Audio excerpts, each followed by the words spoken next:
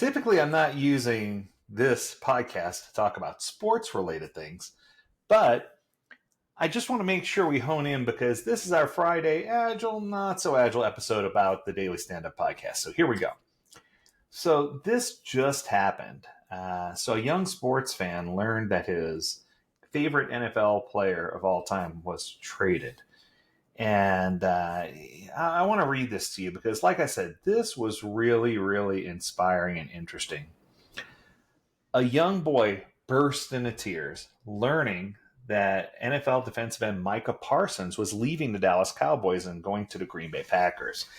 Over the weekend, there was a TikTok shared by a woman that documented the moment that she told her young son, Isaac, that Parsons was leaving Texas and heading for Wisconsin.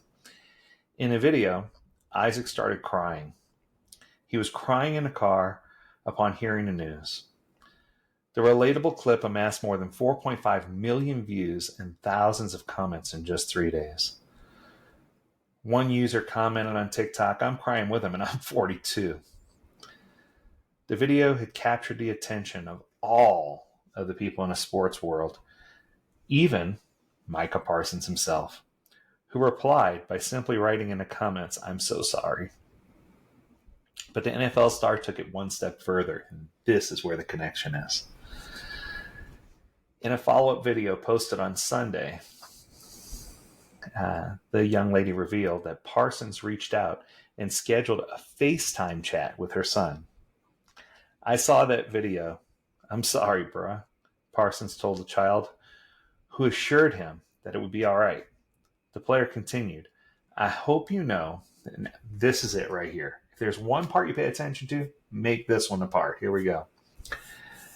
"I hope you know that in life things happen. Things that you can't control. But you just have to keep going." I want to say that again for emphasis. I hope you know that in life things happen. Things that you can't control. But you just got to keep going. What a message for this young man. He offered to send Isaac a brand new jersey, jokingly telling him to get good grades in school. And, or else, if he didn't get good grades in school, his mom would be allowed to keep the gift for herself.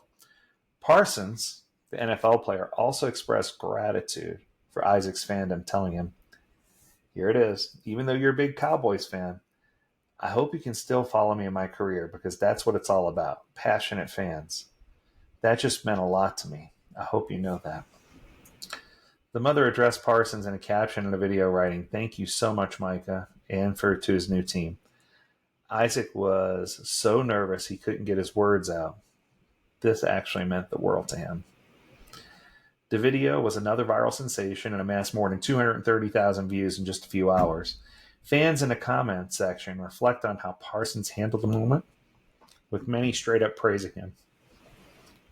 "Micah is truly a class act," one person wrote, adding that his FaceTime with young Isaac is the kind of thing a true professional does.